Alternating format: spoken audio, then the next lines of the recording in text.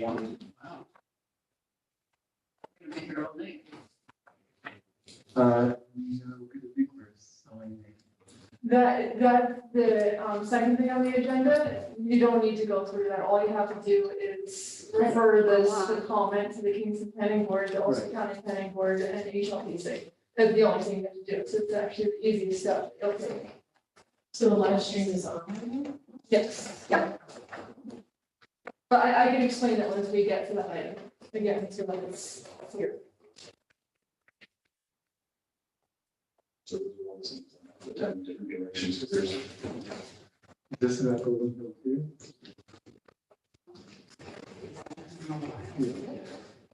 all of this, it's all golden on it. Okay, so this is just basically look at. How did Cole do it? Did you get doing anything? Sorry to pass me out. While I'm doing this, I will call this meeting to order.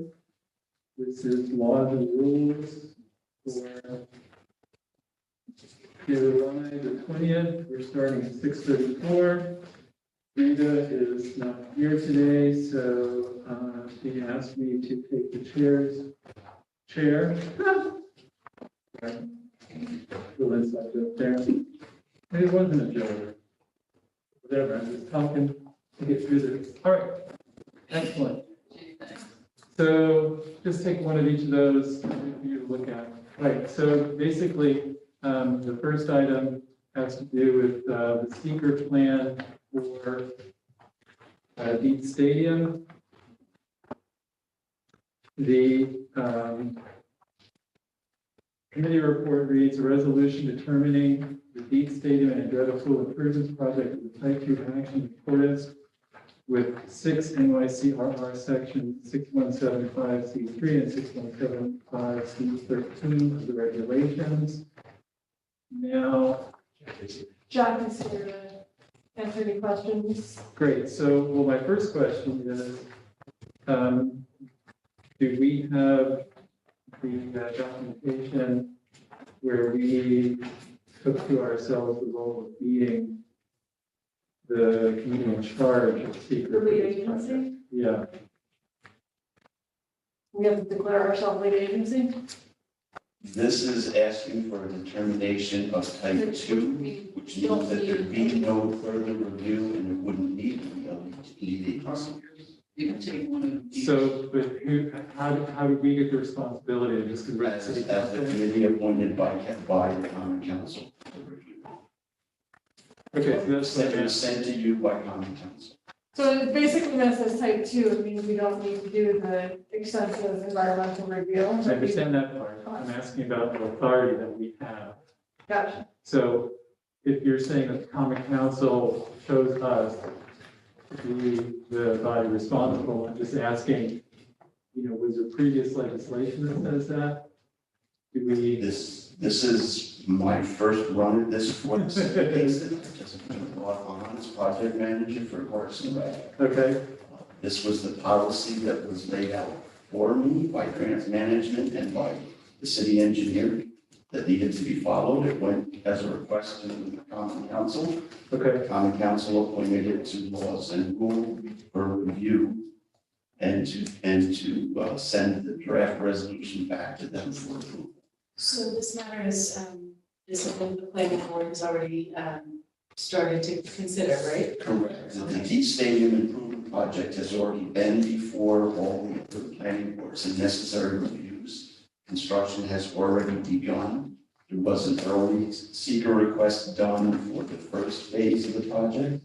So do you know when that was made and by whom, or then that might help ready to have some clarity? That was submitted through the architect and engineer's office. I don't have the date and who signed off on it. I believe that was us. right, that would have been recent.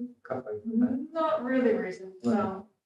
So, So the planning board is making determinations, and the planning board has, as part of this project, has asked you through is it Brent?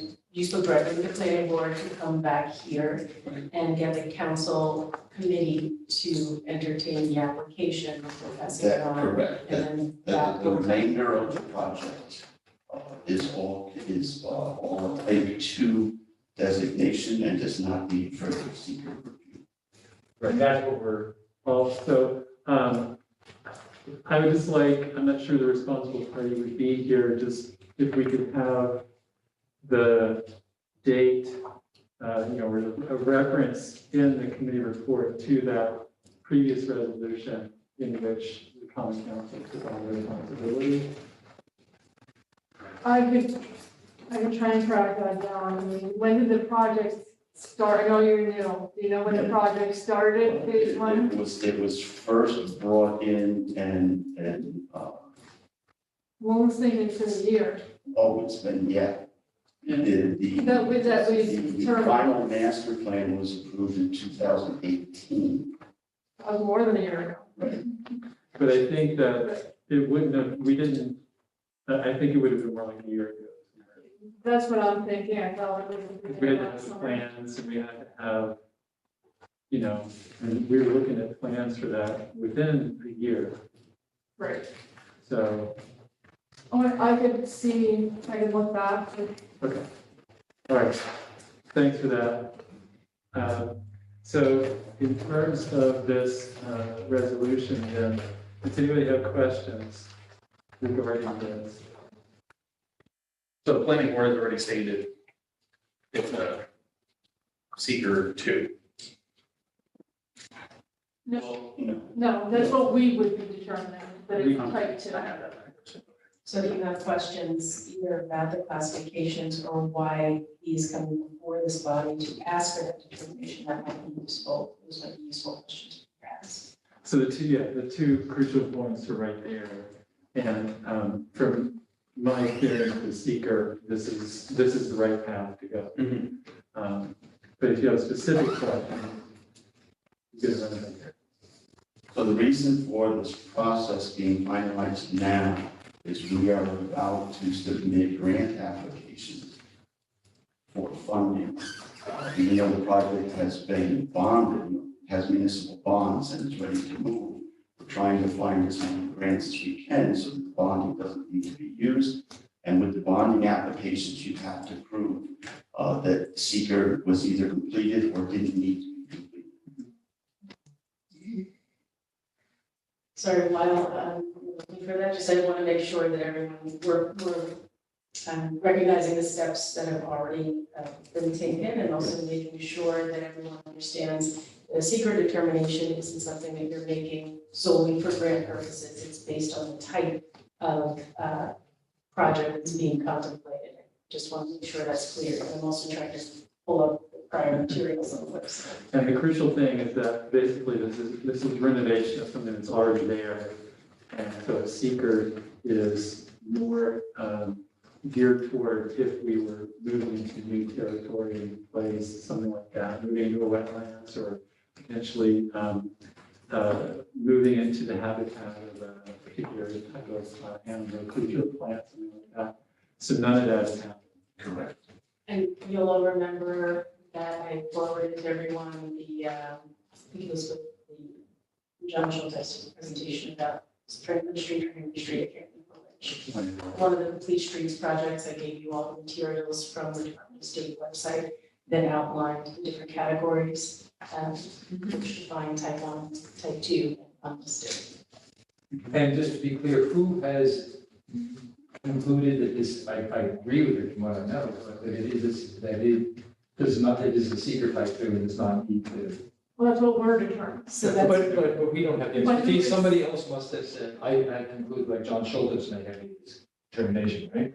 But that would be a question for Jack. Correct. That's why Dr. Manager and the city engineer, we went through the requirements of a type 2 determination. We pulled the specific ones that were relevant to our project, which was C2, replacement, rehabilitation, or reconstruction of structures or facilities in kind on the same site, including upgrading buildings to meet building energy or fire codes unless such action meets or exceeds any of the thresholds. which it did not. Item 3, retrofit of an existing structure in an urgent area to incorporate green infrastructures, which is what we will be doing as part of that project. Item 9, construction or expansion of a primary or accessory non-residential structure or facility involving less than 4,000 square feet of gross floor area and not involving a change in zoning or a use variance and consistent with the local land use controls, but not radio communication or microwave transmission facilities. It meets that requirement. Can you give a little bit more content about maybe why it meets that requirement in case anyone has questions? Because it is construction or expansion of a primary or accessory non-residential structure or facility. So nobody can live there. Correct. Right. So nobody This is the Deep Stadium Improvements Project. It's a downtown revitalization initiative project. Yeah. The pool house is about to begin its construction. It's already, the pool and the exterior of the pool house has already been renovated. And then we'll be moving in on December of this year to close down the entire stadium and start renovations of the field house, replacing the field and the track, redoing all the parking lots, relocating the basketball courts, putting in a new gateway ticket booth, and upgrading all of the concession stands, locker rooms, and public bathrooms. And the interior space is less than 5,000 square feet, I think? Yes. So just by looking at the old email from Barbara, they break down type 1 and type 2 actions, and basically everything he described falls well within the type 2 actions. I mean, type 1 is, yeah, it's not really. I would recommend, I can't remember exactly what Barbara said, is that the secret cookbook, because that's super helpful. I think I sent this before the cookbook, and then I sent the cookbook, but this was just a chart with recent case law on type 1 versus type 2 determination. It could be something that would be helpful to print and leave in your Alderman binder or whatever you have, because especially on the Laws and Rules Committee, this comes up fairly frequently. I know we'll be doing a training on it, but just to familiarize yourself, because we are asked about this fairly often.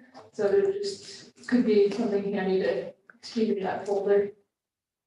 Right, similar questions or comments? In that case, I'll take a motion to discuss. Dr. Olivier, do we have a second?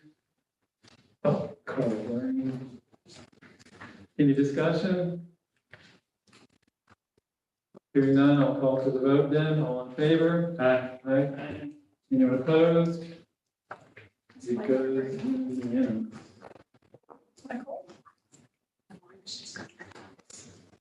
Thank you very much. And I'm sure over the years, I'll be meeting up with all of you again. A real quick introduction of myself, because I am new here to the city. I'm born and raised here, as was my 90th great grandfather and my son, 11 generation Keystone. Went to school, Kingston High, graduated from SUNY Dell High, went into the field of architecture for a local architectural firm for 25 years. Was involved in seeker resolutions for the old Sailor's Cove that was going to be down on Putnam River. Got that one through the process, and then went on up to the Bel Air Resort in Catskill Park and spent 8 years getting them through their seeker approvals before COVID hit. What's your name? Jack Schooner. And I was furloughed from the Bel Air Resort during COVID, and this opportunity came about, so I jumped on it, and now overseeing many of the projects for Parking Lot. Great, wonderful, welcome. Joe, are you in touch with Joe Hurwitz at all? I have not spoken with Joe Hoops. I've worked with him for 25 years. Joe is a great guy, and I feel guilty because I have not been in touch with him, he's not been in great health. I Yes. checked in maybe a year ago, but I'm very fond. Can you say what firm you were at? for that meeting? I started out at Liebman and Hurwitz out in New Paltz, and then Liebman and Hurwitz dissolved, and I stayed with Joe Hurwitz and Associates, who was on 28 in West Shirley, did many projects here in the city of Kingston. I did all the drawings for the reconstruction of the YMCA after it burned. I did the drawings for the little the MRI building on the corner of Hoffman Street and Broadway. And I did all the drawings, floor plans and drawings for the townhouses and apartments in Lower Broadway. So Thank you. I've been around quite a while. Yeah. It's a pleasure to be working for the city and providing a service to my hometown. Thank you all very much. Have an enjoyable rest of the meeting. Thank you. So on the rezoning request, do we have to, this is just about, so the next item is the rezoning request for development. And all we're doing is sending the materials out, the ones that you've seen here. All we're doing is sending the materials out to the various concerned agencies for their examination. Do we need an actual committee report for them? Do you need one? I've got one, I've got a blank, and I was wondering what I need. So it would say, refer out to involved agencies. Resolution to refer out to involved agencies, Ulster County Planning Board, Kingston Planning Board, HLPC, for their comments on the, however you want to title it. Sorry, Ulster County Planning Board. Kingston Planning Board. And since we spelled them all out, the next one would be Historic Landmark Preservation Committee. And they would have 30 days, two of them have 30 days, one of them is Sorry, still 45. start. For comment, And no, what's the name of the group? The Historic Landmarks Preservation. Oh, right, Committee. we combine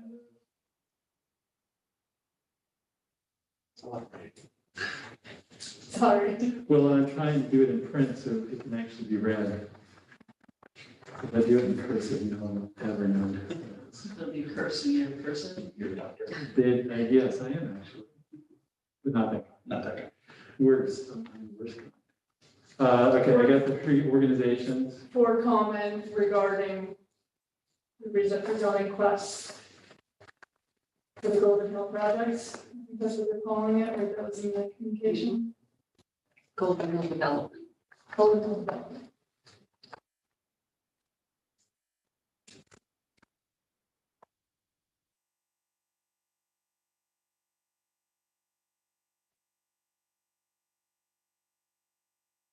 And they have their, just so everybody else knows, because I think this is the first rezoning petition that we've received this year. So they have 30 days to comment. They can comment sooner, or if 30 days no comment, that means no comment, and then we have to schedule a public hearing, and then we vote on it after that. And just as- We as the common council or laws of common council? Well, laws and rules and then town council. And it's probably useful to, like I said, again, the link to the comprehensive plan. It's probably useful to just familiarize yourself with that before, looking into that. You probably get a copy of that from Sue Cahill. It's also on the website It's too. on the Was mine? Yeah. Look, I can send it again. It's in the email, but it's on the website. so- Yeah, it's It's a Sorry, I like hard copy. That's all I'm saying. So the question, maybe I missed it. It's called rezoning because it's not the rezoning efforts that we're making. No. Yeah, Right. Just want to clear that up. Then I do understand everything that has been said. okay, so it says, refer to involved agencies, Ulster County Planning Board, Kingston City Planning Board, the Historic Landmarks Preservation Committee, for comment regarding Golden Hill Development rezoning request. Do we have a motion to discuss? Gary, second. Barbara Hill, any discussion? Hearing none, I'll call for the vote. All in favor? Aye. Aye. Anyone opposed? All right, I'm signing below my name. Okay. Carl, you right? I might silent. I just want to make sure you're still with us. Just remind everybody, you may take the packets, but at least a request that all the maps be returned to our office. Okay, here are all the maps. But I have a Thank you. map, but I have a map. So I can keep one map, but I have to return it. Is that what you're doing? She said it's too hard to do the maps, so she asked that I collect them all tonight. I'm sure she'll make them available. She didn't tell me any more than that today before she left. She just said, collect all the maps. I assume it's just so she doesn't lose them. Exactly. Before Right, you're right. actually making decisions. Right. There's a map in my office if anyone needs a map. And they'll be in our office as well. Thank you. All right, so the last item is under old business, and this refers to the question of scattering of ashes. And the original letters that the registrar of the city of Kingston House maintains all the death certificates for individuals who pass away within the city limits. I've been asked about the city policy and do a permit process for family members of deceased who want to spread the ashes of their loved ones. Currently, we do not have a process or permit in place. Please assign this topic to law and rules for discussion. Do we have any more information or? We do. Excellent. So I just, before we, There. Oh. Okay, in the room, and you're not. That's exactly right. before we start talking, I just wanted to see if Lindsay is trying to join the meeting. Page. Here. Just cross out somebody else's. Or should I sign this one? Sign it, sign it. Nope. Did she text you that she was? So I think there was, at least had some discussion with her, but maybe I'll just give a quick opening and then turn it over to Charles, who's been working with my office this summer to share some of his research. Great. So Lisa did talk to me before the summer about this question, and we have not established a policy for ash scattering of ashes. And it seemed like a superficially easy thing, but then once you delve into it, there are a lot of different places people want to, engage in this process with family, and then it starts bringing up other questions about where, and who has authority, and how might we want to administer that type of program. So Charles will share a few points about what he's looked into, and then maybe you can just leave you to think about a couple other areas where the Parks Department and maybe even our Arts Commission can help round out a comprehensive approach to dealing with the question. Okay. Welcome, Charles. Sure, thank you. Yeah, I guess I could do a small introduction first. Charles Gaspari, I'm a law student at Pace and intern here for the summer. But that's about all I need to say, I think. Yeah, so I guess sort of she gave you the background on how we got to this question, but it's not preempted from any state law for the city to make rules or a permitting process about it. In fact, there's not really a whole lot in the way of state law in terms of regulating this area. Federally, out at sea, it's regulated by the Clean Water Act, but it's left up to the states to decide for fresh water. In terms of state law, there are a couple of regulatory provisions from the Department of Health and maybe the Department of Parks, but that would only apply to state parks, not our city parks. Department of Health regulations deal with if it would be potentially entering the public water source, which, as you probably know, is further north of here at the Lake but and that would not allow for the internment of a human body more than 300 feet from any stream or waterway that can enter the public water source, or the disbursement of animal remains is what it says. So, broad enough to cover it. But other than that, the dispersal of cremated remains is generally permissible. There is a section of the public health law that deals with the crematories that lists it as a generally allowable way for cremated remains to be disposed of. So that leads into why we want to have a permitting process or regulations about it. And it's mainly to try and prevent conflicting uses, like if somebody, I think you was talking about this earlier, but wants to come have a barbecue or a concert or a child's birthday at a park and somebody else is coming there to dispose of the remains, it is a conflict for the person who's trying to have a fun barbecue, it's a conflict for the person who's trying to have a meaningful moment for their family. So, the state regulations don't preempt any action from us, but they can be helpful guidelines to see what the state's worried about, contaminating water, stuff like that. But, in reality, the ash remains are really pretty clean because they don't have any of the kind of toxic chemicals that they put into bodies that they're trying to embalm them.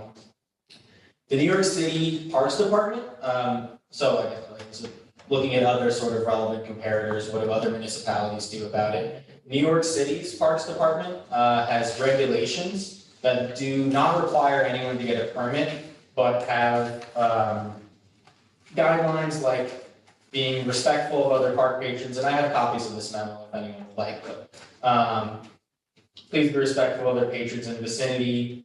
Requires a permit for 20 or more people, not to scatter them on areas for specific use like playgrounds, athletic fields, or restricted areas, developed facilities, hard surfaces, or heavily trafficked areas, basically trying to get them to scatter it in, you know, the natural place where it's not going to disturb other users of the park.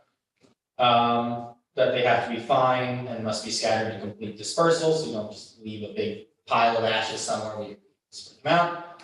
Not to leave monuments, memorials, plaques, etc. So I think that that could be helpful for the city in adopting regulations or guidelines, and then also the city could choose to require permits and a permitting fee, which would have to be rationally related to the cost of enforcement of the permits. So basically having someone on call at the Parks Department who, if there is, you know, one person has a permit, somebody else wants to use it another way, can help resolve that in some fashion. And sort of the last idea is that potentially this could be an opportunity to collaborate between the Parks Department and potentially the Arts Department to just further beautify some areas of the cities that might be sort of specially intended, or you could even choose to specially designate them as areas where people can scatter the ashes. Just to make it a nice sort of little memorial area, you could have an ash scattering area to sort of beautify it and get the community together. Yeah, so thank you for that. It was, when Lisa first came, we did have some questions about the different places families might want to, you know, have this type of ash scattering memorial. And so it was helpful to break out where those locations were, but it seems like after some further thought and discussion, it might be a good idea to designate particular areas in maybe one or two of our parks, although this is the kind of thing where Lindsay's input would be essential. To designate particular areas where we could have as a default for scattering on city-owned land. And hopefully have some sort of beautification effort to really make it a meaningful space, but also somewhat demarcated from other areas of the park. Doesn't have to be huge, but we can think about that, and that's why I thought maybe getting kid involved would be helpful. And then the permitting process, which yes, there would be a small administrative fee subject to waiver if anyone, you know, had a hardship or inability to pay. That would just help to cover some of the administrative costs of making sure that we could resolve any conflicting use issues. And also, if a family or if an individual or family didn't want to use those designated spaces, then the Parks Department, or essentially Lindsay, would have discretion on a case-by-case basis to decide if some alternative space in a city park might be appropriate. But again, one that would be more or less consistent with the types of standards that Charles outlined. First, thanks for the great summary. I kind of a clear opinion about this, which is that I support the city making it easy for people to do this, having clear guidelines. I do not support the city regulating this. This is one of those areas to me where it's just, you don't need the city involved in the time of grieving. To me, we want to be there to support people. I think it's great to say you can do it here, but don't do it there, give them guidelines. But I would actually be opposed to an administrative fee. I want to make it easy for people and not put them through bureaucratic hoops when they're in the process of mourning. So that's my pretty strong feeling about this. The other thing I will add is anytime we have this conversation, I think of the last scene of Big Lebowski, and I can't help it. All right. Barbara, do you have anything? I somewhat agree with you, Alderman Frankel, Thank you all. because I'm reviewing the disbursement of my own parents' ashes. And I think we did, I don't think it was a place that maybe was designated, but there's something spontaneous about dispersing the ashes that is not doing it at doing something at a funeral home, or it's in accordance with the wishes of the deceased, or sometimes. So yeah, there's something that regarding a fee that kind of stopped me. I can see maybe designated places if it got overrun at some point with too many people wanting to disperse all at the same time, but maybe later on, we could regulate it more. But I do appreciate the summary. It really was very informative. Charlie, would it be possible for you to take what you got there and turn it into a checklist of possibilities? Yes, that would absolutely be fine. So that would be really helpful, because then I think all the members of the council could look at it. So this question of, whether to charge a fee or not is something that could be on there. The question of setting aside, set aside specific areas in town, follow New York State health guidelines, set up a liaison between arts and Department of Public Works to create some designated areas for this. And so I think that would be really helpful for us, that we can look and see what the various possible choices are. I think it's, I hear you've got some opinions about this. I think it's a little premature to be making decisions at this point without a look at all the possibilities. And I'm thinking too, just, in looking at the checklist, it'll help us to think about some other possibilities or concerns and that sort of thing. So that would be really helpful if you could do that. Does that cover conflicting use issue? Because that's kind of, what are the conflicting uses, So are the parks, are there only certain things you can do in the park, like barbecue, skateboard? I don't know. I'll just bring that up, So I'm in agreement with you, but I'm also thinking about, like, if it was a small intimate ceremony, fine.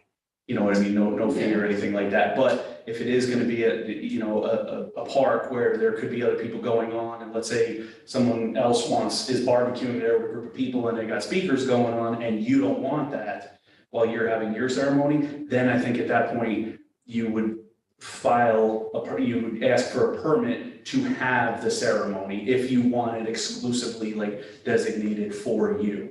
Like, okay, hey, listen, we're reserving this park for this time. Basically, in that regard, I could see the possibility of having fees involved, but, right off the bat, because my mother was cremated and I've been around people, so it was a very intimate, one-on-one, like me and her ashes kind of situation, where obviously I would never expect, a fee to be affiliated with that. But if you want to have a big memorializing service for someone. Exactly. Well, but another option might be that we set aside part of a couple of parks and say no fee, no necessary requirements if you want to do it here. But if you want to do it in another part of the park or something like that, Yeah. So, but I mean, these are things that I think we need to take up and think it through. And then maybe I can get my wife to get her father off our mantelpiece. Oh, Is he alive or dead? Yeah. He's ashed up. He's actually. is it time for? But the other thing, seriously though, is TMI version? Huh? one place where the city government can really help is help coordinate.